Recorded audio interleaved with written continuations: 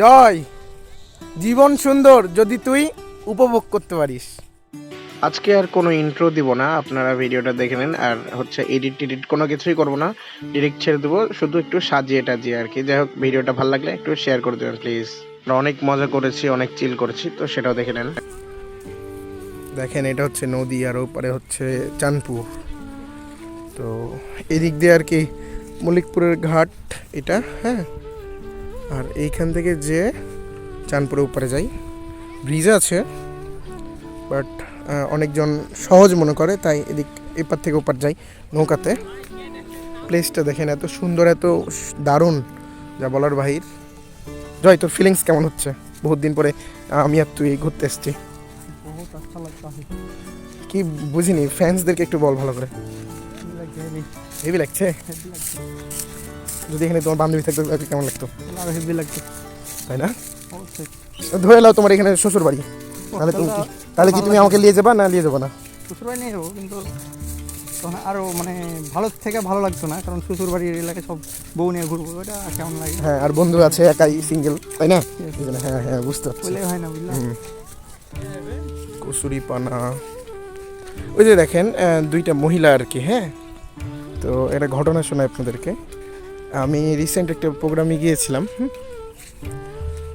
বিয়ের প্রোগ্রামে। তো ওনারা কেমনে কেমনে আমাকে চিনে নিয়েছে, আর আমারও মনে হচ্ছে হ্যাঁ আমি ওনাদেরকে দেখেছি কোথাও। তো ওরা আমাদেরকে দেখে আর কি, আমাকে দেখে আর কি বলছে তোমাকে কোথাও দেখেছি।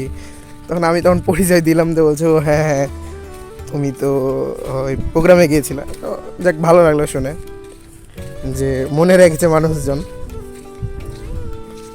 পরিবেশটা দেখেন এত সুন্দর। জয় দিকে ঘুর।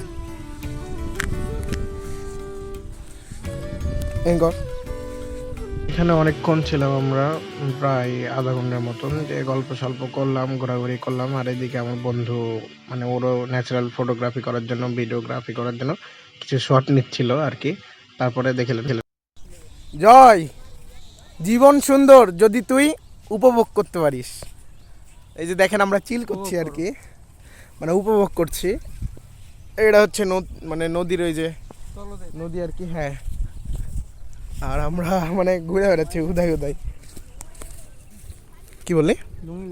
কেন হেলতে পারিস? অবশ্যই।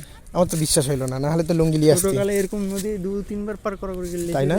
হ্যাঁ। মানে আসলে এই মানে নদীতে একেবারে জল নাই, এটা হচ্ছে বিষয়। তোর কি মনে হয় মানে নদীতে মাছ আছে? আছে অবশ্যই, মানে ছোট মাছ, বড় মাছ কিন্তু নাই এখন। মানে নদীতে তো পানি নাই এখন, কেমনে তো থাকবে? তারপর মাছ দেখতে পাচ্ছিস না, মানে সেই একটা পরিবেশ, সেই পরিবেশ যে আমার হেভি ভালো লাগছে ভাই। মানে রিফ্রেশমেন্টের একটা দরকার ছিল আর কি।